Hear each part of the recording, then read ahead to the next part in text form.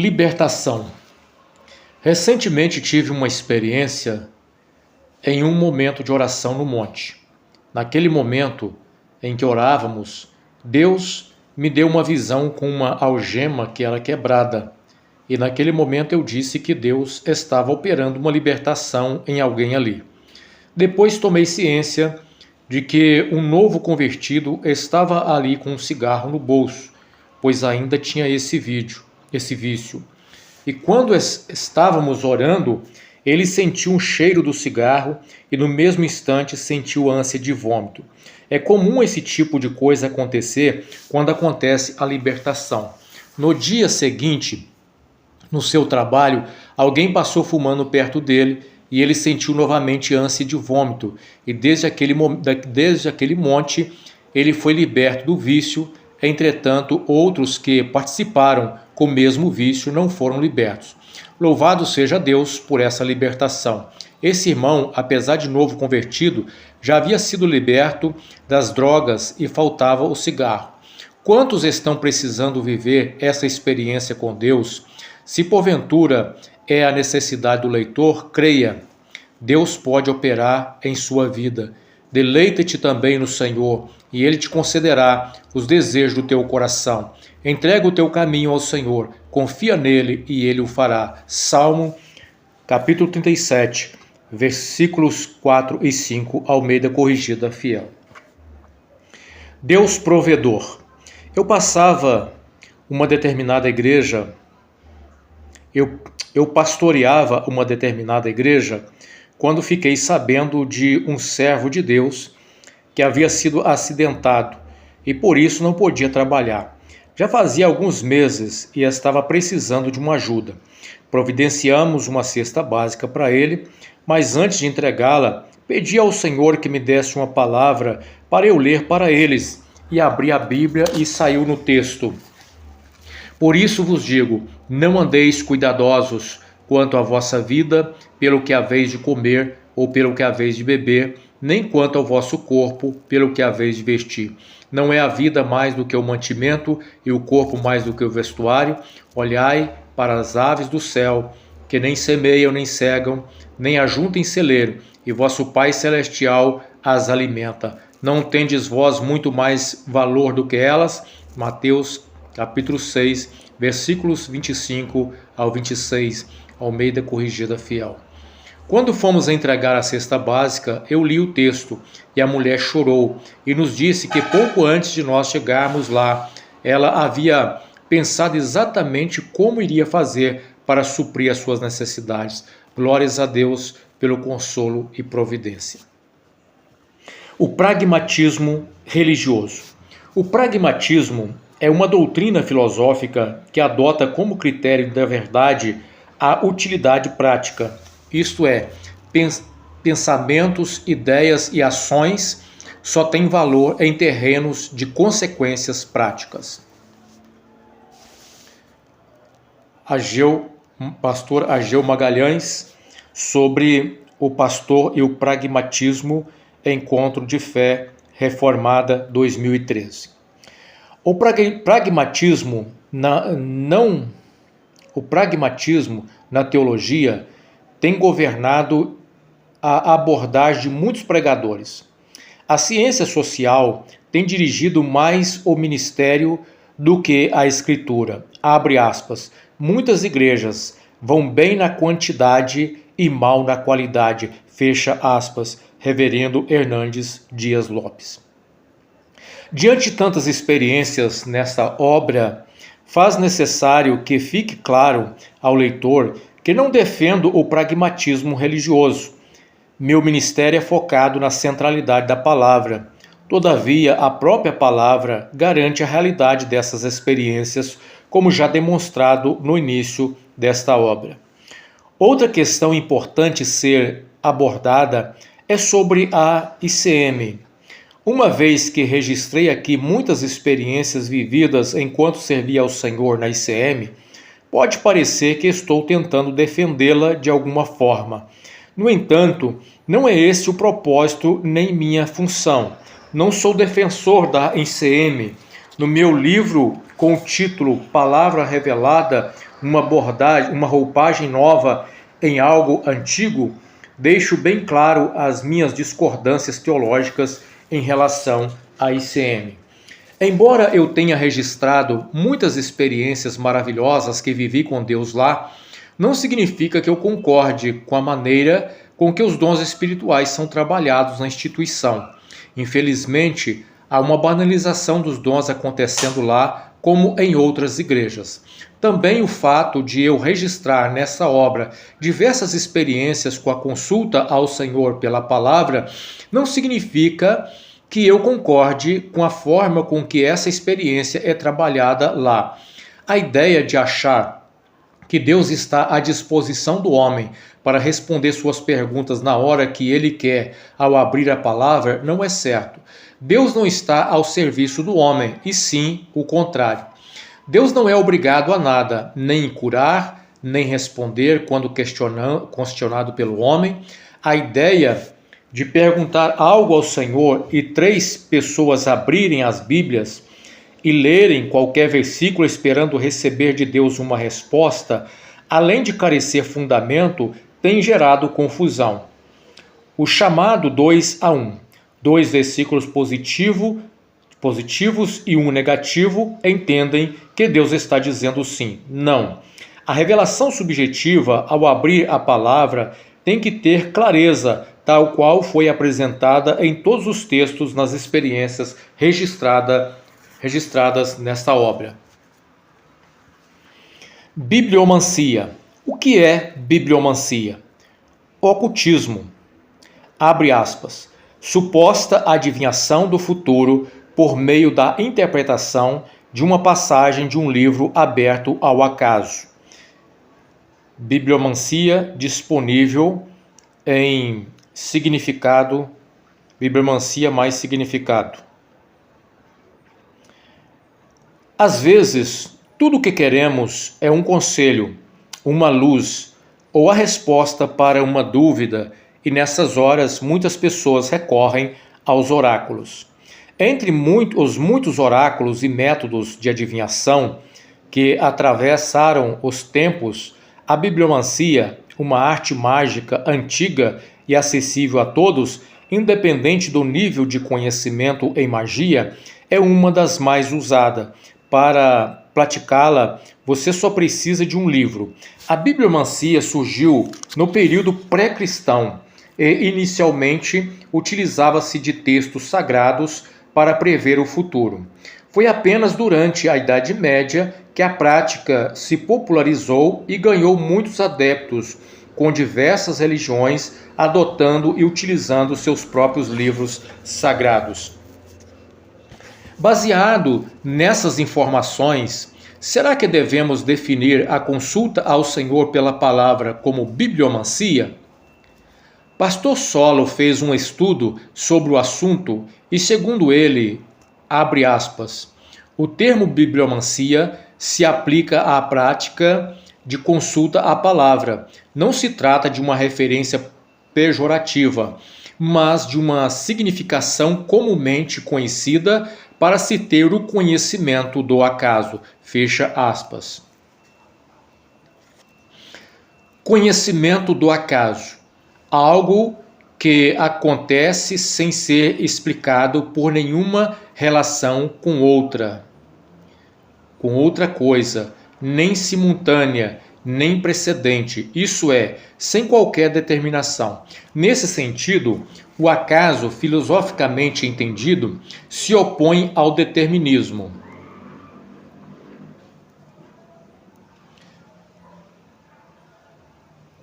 O conceito de acaso. O termo acaso, derivado da palavra latina acaso, que em português significa sem causa, designa, no seu sentido comum, uma causa imaginária.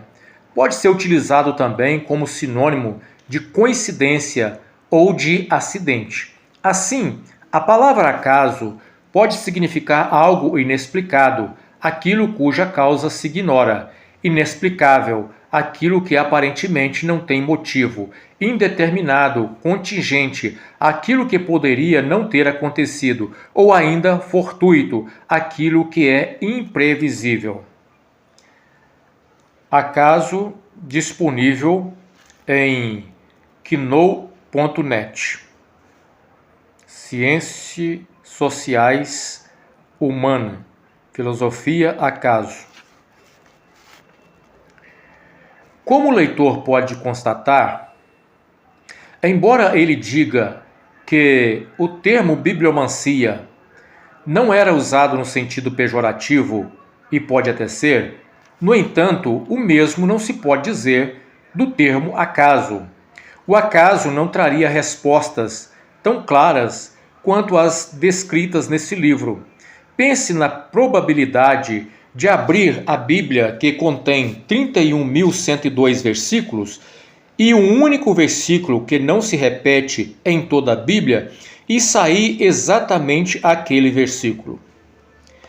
Não creio que a obra do acaso diria para uma pessoa que quer se separar de seu marido: o que Deus ajuntou não separe o homem.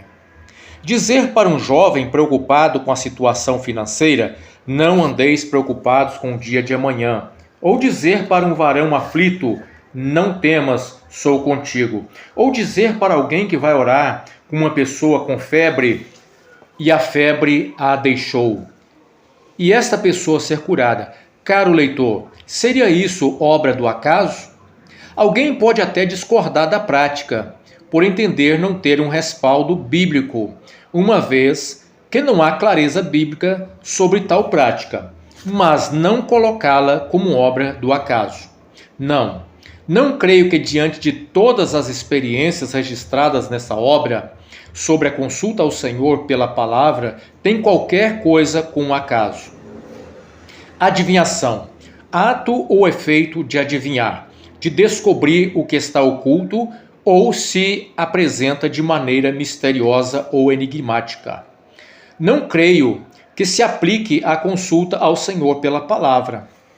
Respondeu Daniel na presença do rei e disse: o mistério que o rei exigiu, nem sábios, nem encantadores, nem magos, nem adivinhadores lhe podem revelar, mas há um Deus no céu, o qual revela os mistérios. Ele, pois, faz saber ao rei Nabucodonosor o que há de suceder nos últimos dias. O teu sonho e as visões que tivesse na tua cama são estas.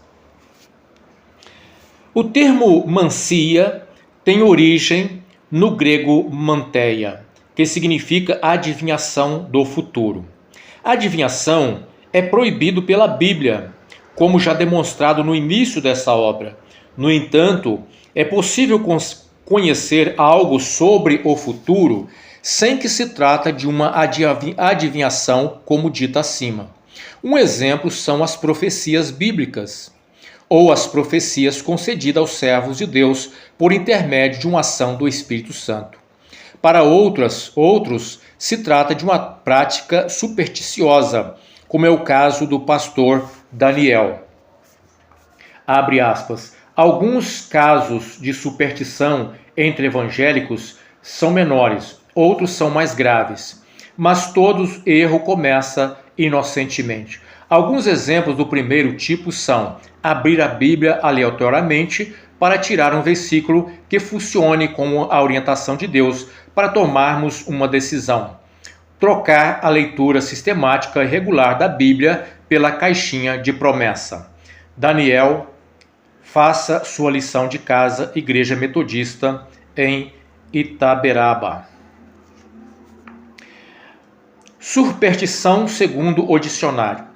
Crença ou noção sem base na razão ou no conhecimento que leva a criar falsas obrigações, a temer coisas inócuas, a depositar confiança em coisas absurdas. Crença em presságios e sinais, oriunda por acontecimentos ou coincidências fortuitas. Dicionário, definições de Oxford Linguagem. Da mesma forma que o acaso não posso concordar que as experiências relatadas nesse livro possam se encaixar como superstição. Todavia, tenho que concordar que alguns têm feito desse método uma superstição. Como é o caso de alguém que não sai de casa sem antes abrir a palavra. Toda vez que entra num carro, não sai sem antes abrir a Bíblia. Acreditar que toda vez que abrir em um versículo positivo quer dizer que Deus está confirmando tal decisão, ou quando num versículo negativo quer dizer que Deus não o permitiu. Isso é uma confusão e tem gerado problemas para muitos. Ainda, entre os que discordam da prática, também pastor Diego Natanael. Segundo ele, a bibliomancia consiste no ato do profeta, porque não dizer adivinho, abrir aleatoriamente a Bíblia e através de uma interpretação esotérica do versículo bíblico escolhido aleatoriamente, prever o futuro ou a vontade de Deus para alguém. Com o propósito de apresentar os fundamentos bíblicos e teológicos que condenam a prática da bibliomancia, passa-se a elencá-los. A bibliomancia é a prática de adivinhação do futuro de uma pessoa através de uso aleatório de versículos bíblicos.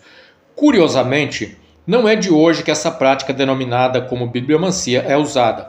Povos pagãos da antiguidade já tinham esse costume de abrir por acaso os livros que eles consideravam sagrados e com a intenção de fazer adivinhações. Os gregos e os romanos, por exemplo, faziam algo parecido. Eles consultavam as obras de Homero e Virgílio na tentativa de fazer adivinhações e buscar conselhos imediatos.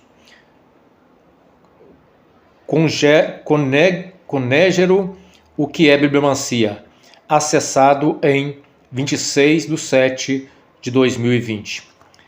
A bibliomancia é uma flagrante tentativa de adivinhar o futuro.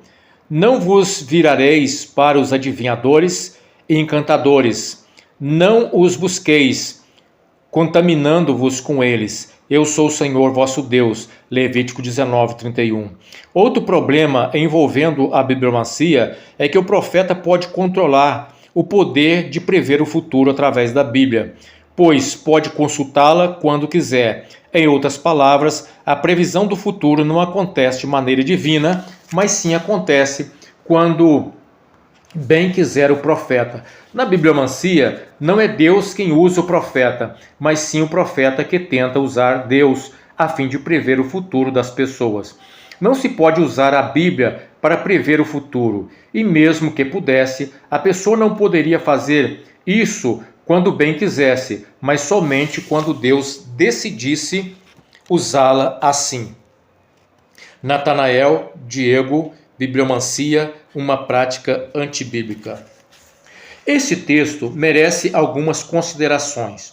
O autor cita prever o futuro 7 vezes para dar a ideia de que se trata de uma prática de adivinhação do futuro, algo proibido claramente na Bíblia. Todavia, na maioria das vezes, quem abre a Bíblia não está preocupado em adivinhar o futuro, e sim buscar um conselho de Deus para um momento, para saber se tal decisão está dentro da vontade de Deus ou não. Claro que a primeira consulta a ser feita da vontade de Deus é pelo exame das Escrituras. No entanto, existem decisões subjetivas que Deus pode orientar ou aconselhar. Muitos abrem a Bíblia em busca de uma palavra de consolo apenas. Logo, não é verdade que se trata de uma prática de adivinhação do futuro. Além do mais, Deus pode sim revelar o futuro. Fez isso em várias passagens da Bíblia e pode fazer quando quiser. Na verdade, a prática pode ter sido influenciada por uma prática do paganismo. No entanto, isso não anula o fato de Deus poder falar por meio dela. Além do mais, a própria prática de lançar sortes era uma prática pagã, mas Deus se manifestava sua vontade por meio dessa prática, como pode ser visto nas páginas da Bíblia. A própria conversão de Santo Agostinho tem a participação dessa prática, como atesta o texto a seguir. É uma manifestação desse tipo que está na origem da conversão de Santo Agostinho, em 386. Em suas confissões, ele relata que enquanto estava mergulhado em profunda aflição sob uma figueira, ouviu uma voz juvenil que cantava: "Leia, leia". Ele viu uma mensagem ali: "Suprime o derramamento de minhas lágrimas", e me levantei. E não havia nada mais do que uma ordem divina para abrir o livro do apóstolo e ler o primeiro capítulo que veio. Nota-se que Deus quis se revelar a ele e o fez por esse método. Além disso, a tal prática tem sido vivida por muitos servos do passado, entre eles John Wesley, fundador da Igreja Metodista, praticava a bibliomancia. Muitas vezes, não é determinado em sua conduta que, segundo a passagem bíblica, que o acaso lhe tinha oferecido. Fato é que na Bíblia era costume das pessoas consultarem ao Senhor para tomarem determinadas decisões. Isaac orou ao Senhor por sua mulher, porque era estéril, e o Senhor lhe ouviu as orações, e Rebeca, sua mulher, concebeu. Os filhos lutavam no ventre dela. Então disse: "Se é assim, por que vivo eu?" E consultou o Senhor, e respondeu-lhe o Senhor: "Duas nações há no teu ventre, dois povos nascidos de ti se dividirão. Um povo será mais forte do que o outro, e o mais velho servirá o mais novo." Gênesis capítulo 25, versículos 21 ao 23, revista e atualizada. Vendo, pois, o sogro de Moisés tudo o que ele fazia ao povo, disse: "Que é isso que fazes ao povo? Por que te assentas só, e todo o povo está em pé diante de ti, desde a manhã até o pôr do sol?" Respondeu Moisés a seu sogro: "É porque o povo me vem a mim para consultar a Deus, e quando tem alguma questão vem a mim, para que eu julgue entre um e outro e lhes declare os estatutos de Deus e as suas leis." Êxodo capítulo 18, versículos 14 ao 16, Almeida Revista Atualizada.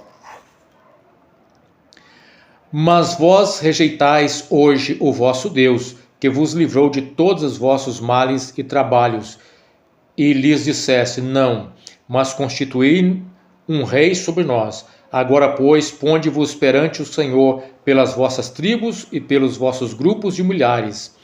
Tendo Samuel feito chegar todas as tribos, foi indicada por sorte a de Benjamim.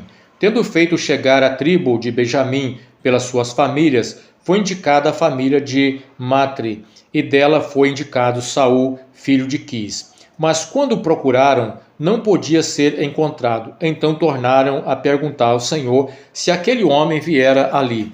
Respondeu o Senhor: "Está aí escondido entre a bagagem." 1 Samuel, capítulo 10, versículos 19 ao 22, revista e atualizada. Disse, porém, o sacerdote: "Cheguemo-nos aqui a Deus." Então consultou Saul a Deus, dizendo: "Descerei no encalço dos filisteus, entregá-los-á nas mãos de Israel?" Porém, aquele dia Deus não lhe respondeu. Então disse Saul: "Chegai-vos para aqui todos os chefes do povo, e informai-vos, e vede qual o pecado que hoje se cometeu, porque não tem certo, como vive o Senhor, que salva Israel, ainda que com meu filho Jonatas estava a culpa, seja morto." Porém nenhum de todo o povo lhe respondeu. E disse mais a todo o Israel: "Vós estareis de um lado, e eu e meu filho Jonatas do outro." Então disse o povo a Saul: "Faze o que bem te parecer." Falou, pois, Saul ao Senhor, Deus de Israel: "Mostra a verdade." Então Jonatas e Saul foram indicados por sorte, e o povo saiu livre.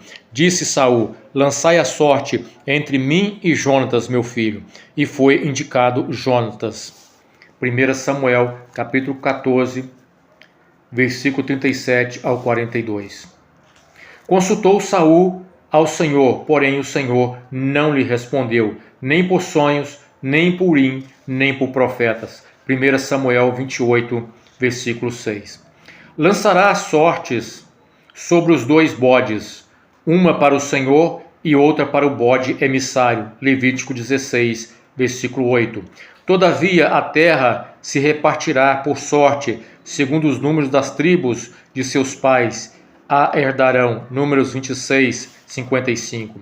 A sorte se lança no regaço, mas do Senhor procede toda decisão. Provérbios 16, versículo 33. Então os marinheiros, cheios de medo, clamavam cada um ao seu Deus e lançavam ao mar a carga que estava no navio, para aliviarem o peso dela. Jonas, porém, havia descido ao porão e se deitado, e dormia profundamente. Chegou-se a ele o mestre do navio e lhe disse: Que se passa contigo, agarrado no sono? Levanta-te, invoca teu Deus, talvez assim esse Deus se lembre de nós, para que não pereçamos. E diziam uns aos outros: Vindes e lancemos sorte, para que saibamos por causa de quem nos sobreveio este mal. E lançaram sortes, e a sorte caiu sobre Jonas, capítulo 1, versículo 5 e 7. É necessário, pois, que dos homens que nos acompanharam todo o tempo que o Senhor Jesus andou entre nós, começando no batismo de João, até o dia em que dentre nós foi levado às alturas, um desses se tome testemunha conosco de sua ressurreição.